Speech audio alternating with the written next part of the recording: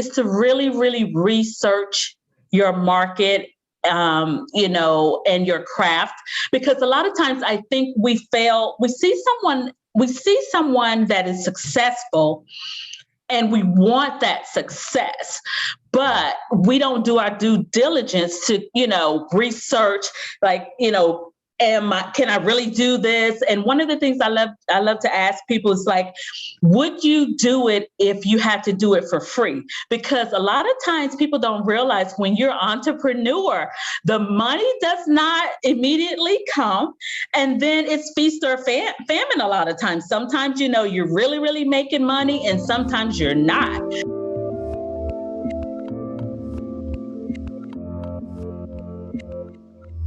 Hey everyone, this is Devin Miller here with another episode of the Inventive Journey. I'm your host, Devin Miller, the serial entrepreneur that's grown several startups into 7- and 8-figure businesses, as well as the founder and CEO of Miller IP Law, where he helps startups and small businesses with their patents and trademarks. If you ever need help with yours, just go to strategymeeting.com, and we're always here to help. Now, today we have another great guest on the podcast, Mayvis Payne. And Mayvis received a full ride scholarship to, I think, Ohio State University to do nursing, but decided not to go. Had interest in nursing, but not necessarily for a career. And then went down the route of got married, had kids, worked for corporate America as I think, administrative assistant for Deloitte for a period of time. Loved her job, and then also started doing a bit of selling cosmetics, or doing, I think it's matte cosmetics, if I remember right, full time. And then her husband noticed that she didn't necessarily love her job as a administrative assistant, but she loved doing the cosmetics and doing that type of work. And so decided to go and get a bit of training there after doing a vocational school for a period of time. Got into doing makeup and cosmetics, and is now doing that for celebrities and stars and everything else, and doing that as a full-time gig. So with that much as an introduction, welcome on the podcast, Mayvis. Thank you for having me. I'm excited to be here. Absolutely. So I just gave the quick 30-second or 1-minute run through of your journey, but maybe take us a bit back in time to when you had originally thought about going into nursing and going to Ohio State, and kind of how your journey started there. I've always had a love for fashion. It started when I was in high school, when I was asked by a former model to, walk in this high school talent show. Fashion show. And, I was bitten by the fashion bug after that. And then so I started to pay attention to pretty much all things fashion. However, I didn't immediately delve into it. It came many years later when I would commute on the train to Washington, D.C. to work. And I would receive so many compliments from ladies on the train about my makeup. And, after about 4 years, I decided to research schools, and I found one in Annapolis, Maryland. And here we are. In really quick, just because we jumped over like the whole journey and got to the fun part at the end. But before we dive into that, so you were originally, because you said you had diving back to the beginning, a bit of the beginning of your journey, you had a full ride at one point to Ohio State to do nursing. What made, and that's a pretty good, a full ride is always a great accomplishment and a good opportunity. What made you decide to not go into that, or to go a different direction or different gear? Well, right before I was supposed to start classes at Ohio State University School of Nursing, I discovered that I was pregnant. So it had absolutely nothing to do with me going into makeup. And I just decided I wanted to devote my attention to my daughter. And what I discovered, because prior to that, let me back up a little bit. So I attended vocational school in high school because I had enough credits. So I could attend for an entire year. So that is what I did. And from that, I received the full scholarship. But I received my training in a geriatric center, a nursing home. So as an 18-year-old, it wasn't as fun as I thought it would be. So I would say that it was an easy decision to just concentrate on being a mother. So that's basically what happened with that. It wasn't that I decided, oh, no, I'm going to do cosmetics. So the cosmetics kind of came after afterthought, although I'd already had a love for fashion, if that makes sense. No, that definitely makes sense. And so I definitely get, hey, I want to stay at home, want to or take care of the kids, want to make sure they have the parent there that when they get home from school, the mom's there to say hi and to help them with homework and everything else. And that's what my wife does as well. So definitely think that's a great path to take. So now you at one point, I think before you got into cosmetics, and I can't remember exactly when, after you were married, had kids, you did administrative assistance for Deloitte for a period of time. That's correct. And that is actually the commute that I was mentioning. So when I would go to work in the mornings, and I loved my job at Deloitte. Oh my gosh, I worked for or with the energy group there, and I absolutely loved it until I started to work part-time for MAC Cosmetics. So a couple days a week, I would, leave my full-time job at Deloitte and then commute to MAC for, I think I was like 4 hours. And my husband noticed that, oh my gosh, like on the days when you have to report to to Mac, you have all of this energy and then on the days where I was not going to Mac, it was becoming just like draining to go to work. And he noticed that. Hmm. So you have that kind of, one in sense, love the job, and then you're going to part-time and you're saying, okay, husband notices, and sometimes it's interesting, we don't necessarily notice ourselves, but those around us say, hey, you really have an knack for this, or if you thought about this would be a lot more fun and you'd probably rewarding. But so your husband notices, say, oh, you've been doing that part-time, your passion's really there. Was it as simple as that? You had that conversation, you decided to go into Matt Cosmetics full time, or was it kind of a slow transition? You continued to build up the side hustle as you wound down that, or kind of how did you transition from doing the job at Deloitte to doing the cosmetic industry? Oh, the story would be much more exciting if I immediately grabbed that, but I did not. It took a while because, as mentioned before, I had a very nice, salary with Deloitte, great benefits, and so I kept hearing him, but not hearing him because in my mind, I'm like, it's sales, and, I've always thought, if you don't really sell, you're not going to do that great. So I wasn't into it. And here's the thing, though. My boss at Deloitte noticed that she goes, I think you could really, really go into sales. And I just kept all of that. And our friends would tell us, would tell me to do it full time. And I never really wanted to do it full time. But what I did do after about a year of him telling me that, I decided that I was just going to quit my job at Deloitte. And that's what I did. I gave my resignation. I trained my replacement, but I continued to work at MAC Cosmetics part-time because I really didn't want to do it full-time. And what happened is I was discovered by a television producer. She came into MAC. She needed some help.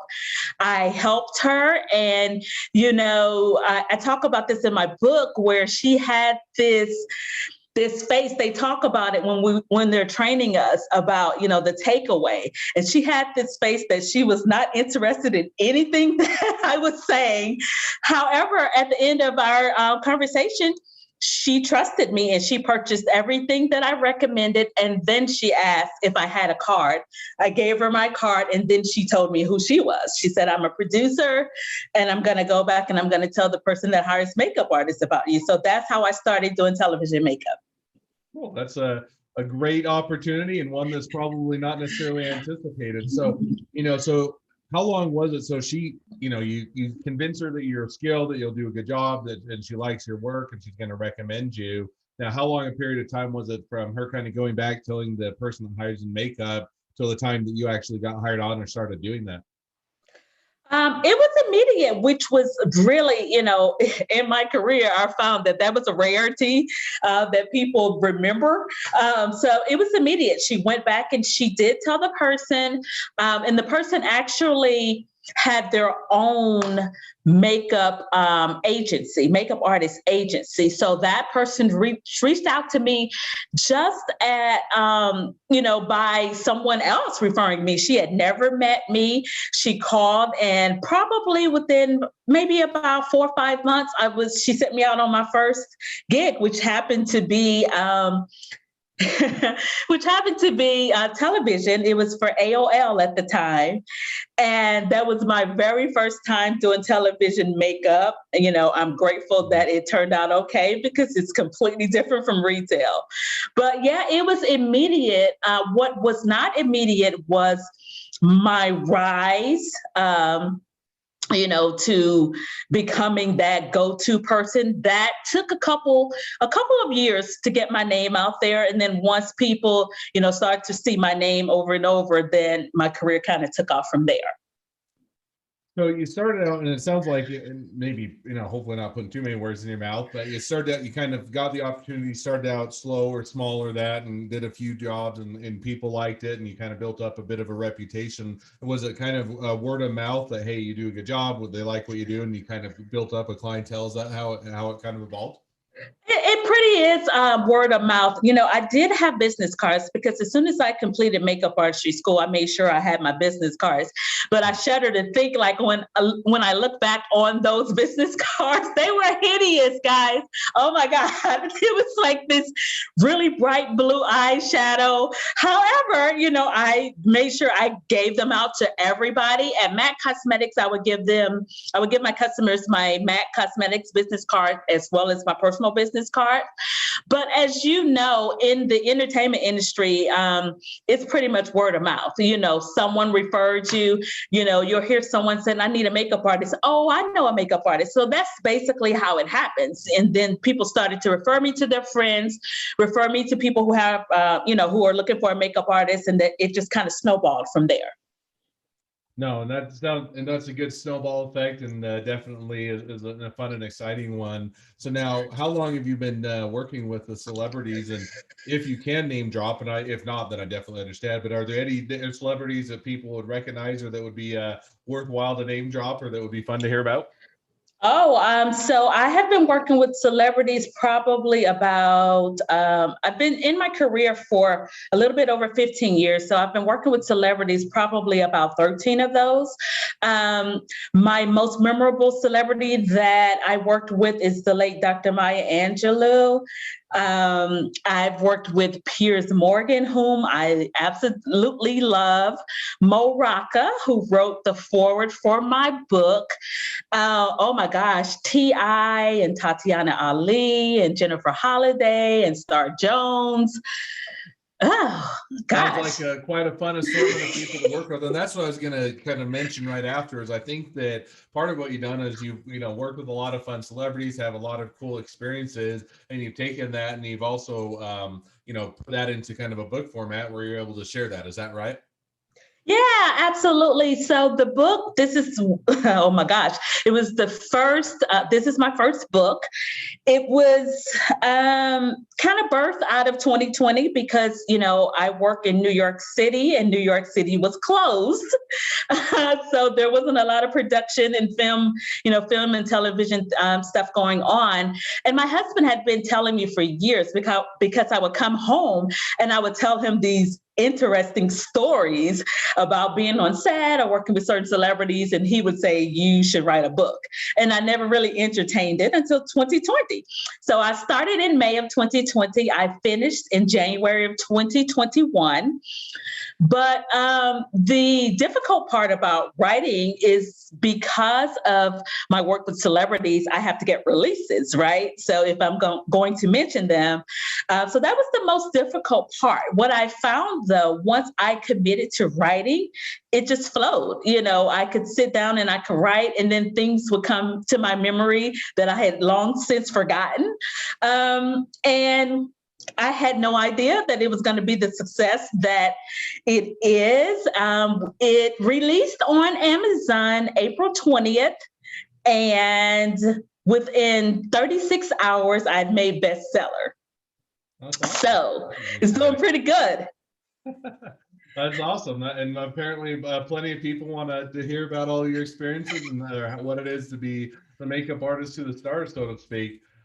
So now, so that kind of brings us a bit to where you're at today, and kind of brings us to the present as far as your journey. But now you're kind of looking towards, the next 6 to 12 months is the goal to, promote and do the book. Is it to, go out and continue to do makeup? Is it a combination of both, or kind of where do you see life and the journey headed in the next 6 to 12 months?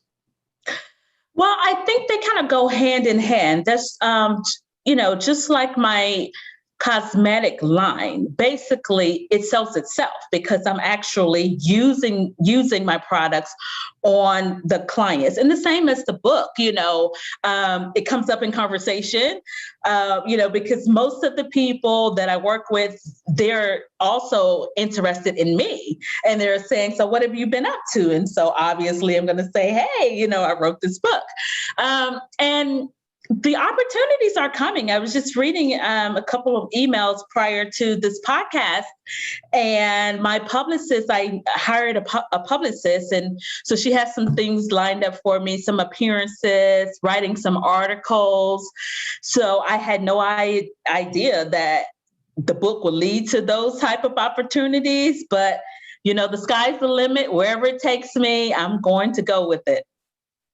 Well, that sounds like it's a fun and exciting future. So definitely one that I'm excited to see how everything goes for you.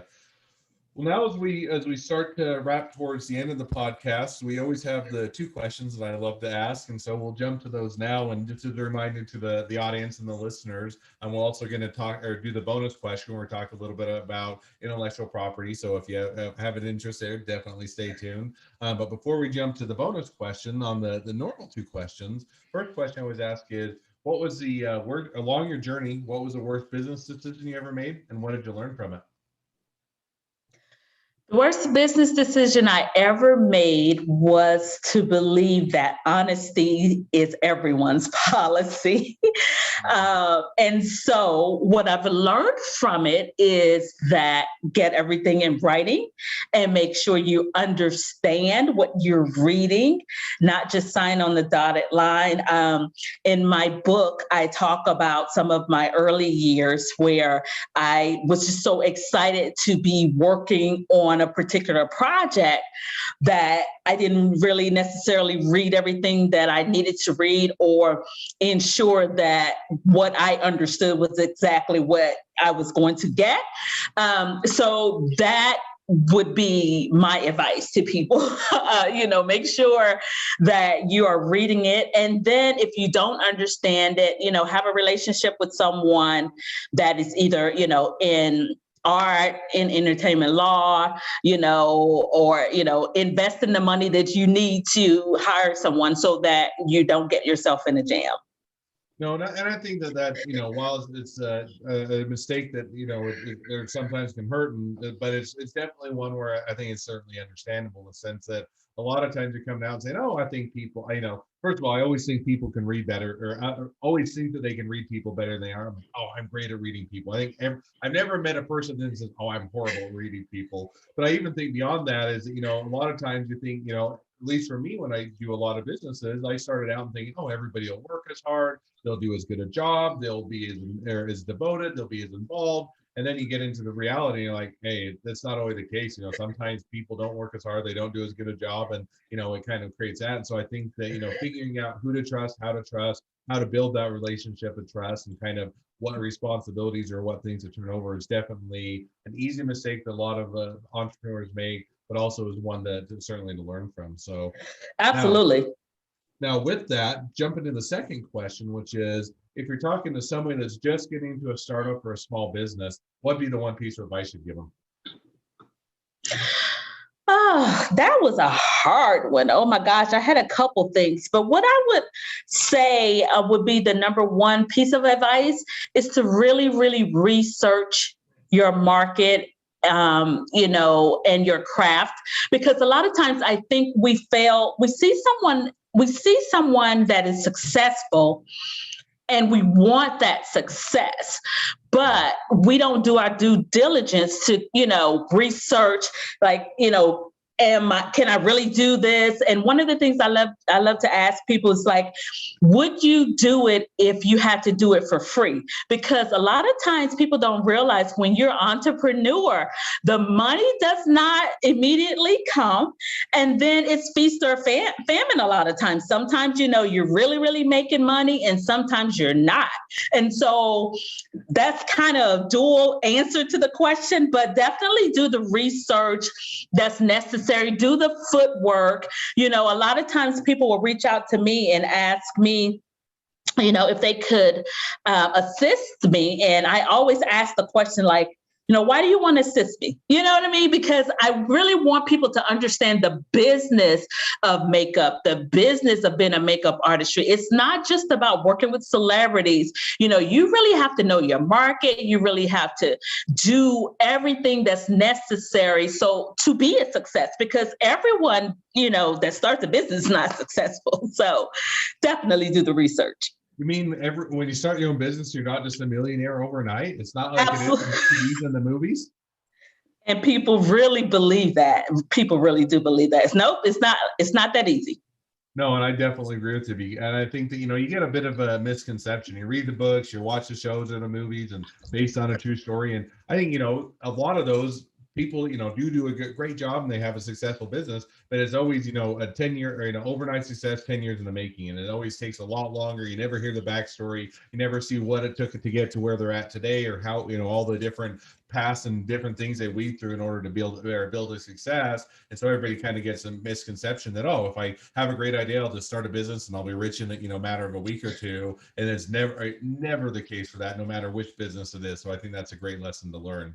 It's never, and no one ever tells you about all of the money that you have to put out in order to, garner money. You have to, spend money to make money. So, yeah. Mm-hmm. No, I definitely agree. So before we dive to the bonus question, as a reminder, we'll get to that in a minute. But as we wrap up the normal portion of the podcast, if people want to find out more about you, they want to be a customer, they want to be a client, they're a celebrity, they want you to do their cosmetics or makeup, their hair, or anything else, they want to be an employee of yours, they want to be your next best friend, or they want to read your book, and any or all of the above, what's the best way to connect up to you, reach out to you, and find out more? All right. So my website is www.mayvispayne.com. That's MAYVISPAYNE.com. And also for my products, it's www.getloxed.com. I am on Instagram. I'm on Twitter. I'm on Facebook, Mayvis Payne, everywhere. MAYVISPAYNE. Awesome. We'll definitely encourage everybody to reach out, find out, or connect up, find out more, because it's definitely a wealth of experience and a fun journey to hear. Well, as we wrap up the podcast, thanks again for coming on the podcast. It's been a pleasure. Now, for all of you that are listeners, if you have your own journey to tell and you'd like to be a guest on the podcast, feel free to go to inventiveguest.com and apply to be on the show. 2 more things as listeners. 1, make sure to click subscribe in your podcast player so you know when all of our awesome episodes come out. And 2, leave us a review so other people can find out about all of our awesome episodes. Last but not least, if you ever need help with patents, trademark, or anything else, feel free to go to strategymeeting.com and grab some time to chat. So with that, we're going to jump right into talking a little bit about intellectual property. It's always kind of fun to switch the tables and to hear your questions instead of me just always asking the question. So with that, I'll turn it over to you to ask your number 1 intellectual property question. To me, Devin? Absolutely. If you have an intellectual property question, love to hear it. My intellectual property question would be, is there ever a business that would not benefit from having intellectual property, attorney, or is that something that every business should have? That's my question. That's a fair question. It's one where I freely admit you're asking an intellectual property attorney. Do you need an intellectual property attorney? But no, I think that's a fair question. Most of the time, I would say yes. There's typically a reason and it's needed. And I'll give you a couple of reasons I can think of why you wouldn't need one. But, if you're doing a brand, you're doing, in almost every business, if you're building it to any size, you're going to have a brand. If you're doing any sort of creative stuff, you're going to need a copyright. If you're doing any sort of products, you're going to want a patent. And there's a couple different reasons why you'd want them. One is it's an investment. It can capture that brand or that product or whatever you're making, so that it's tangible and an asset of the business that's investable and has real value to it. As well as it gives you a bit of protection so that if other people were to copy it, rip it off, or ride your coattails, that you have recourse. And and it also avoids issues down the road from people, Yes. sometimes avoiding lawsuits. So I would say majority of people, they do fit into that box where there's typically a reason why you'd want to have intellectual property. Probably the one exception, or probably the only exception that comes to mind, is a lot of times if you're a small kind of, what I would say, mom and pop shop. In other words, you're serving the local community. You're just a small, small store. Maybe you're on the corner. You just help the local clientele. You're a restaurant or a grocery store or something, and you really don't have aspirations to grow. You're not going to be a franchise. You're not going to go nationwide. You just like serving a local community. I think that's great. I think there's definitely a place for it. Then there may not be as much, because if you're thinking about that, local mom and pops, they probably don't necessarily have a earth-shattering or a new product or something they've invented. They don't necessarily have something that's copyrightable that they're worried about. And on the branding side, they're not going to necessarily, if you're going to stay in a local community, the local communities can know you. You don't need to protect your brand. As long as you don't want to expand out of that, then you probably don't need the protection. So that's the one where every so often run into that. And I counsel people, hey, you probably don't need intellectual property, because it's not going to add any value. It's not going to give you any better coverage. So that's probably the one that I've ran into over every so often that doesn't make sense. Beyond that is one that it does. The other one, I guess I'll give you one other one, is if your plan is I'm going to blitz the market, I'm going to do it for a year or two, I'm going to do it as quick as I can, make as much money, and I'm going to be kind of a flash in the pan. I'll give you an example. Snuggie, everybody knew Snuggie a few years ago, and it was a great, sold a ton of Snuggies, but in a matter of about a year or two, a couple of years at most, they saturated the market. And nobody, you don't hear about Snuggies anymore. Nobody's more buying any Snuggies, because everybody that wanted a Snuggie bought one. And so their plan was, hey, we only got a couple year window. We're going to run as fast as we can, get to sell as many as we can. And so it was such a short window that they probably wouldn't have needed the intellectual property, not because if it would have been a longer road, they wouldn't have benefited from it, but because of such a short window. So those are kind of a couple of the reasons, a couple of businesses that probably wouldn't need intellectual property. Oh my gosh, that was incredible. And the other question I had was, what made you want to go into IP law? Yeah, I don't know if I want. No, I'm just kidding. I was gonna say I don't know. I love going into that was just really a joke. But the reason, a little bit of seriousness, is I've always kind of had two passions. One is I love startups and being an entrepreneur and doing small business, and I've done several of those, and I continue to be involved. I started my first business when I was in MBA school, doing my law degree and MBA degree at the same time. That one's growing into now, I think, a 9-figure business, and I still am partially involved with it. But that was, so I always had that passion, and I always kind of liked the law. I thought it was kind of fun. You watch the shows, attorneys get to argue, you get a debate, which is not necessarily the reality of it, but and it just kind of was. I'd also had an uncle that was an intellectual property attorney. I'd had an engineering degree as an undergraduate, and so kind of all of those, I said, oh, it's kind of is fun that I can work with a lot of cool businesses, cool startups, see a lot of what they're doing, get to be involved without having to do all of the inventing and all of that. And so I kind of was on both sides. I said, I'll do some of my own startups and small businesses here. I also get the opportunity to work with a lot of cool different companies and startups and small businesses on what they're doing. And it kind of naturally just went together. And that's kind of how I've taken my career. And that, very much short of a nutshell, that's kind of how I got into intellectual property. Awesome. That's a great story. All right. Well, with that, it was fun to have you on. It's been a pleasure. We'll go ahead and wrap up the episode. But appreciate you coming on, Mayvis, and wish the next leg of your journey even better than the last. Thank you so very much for having me. I really had a great time. Absolutely.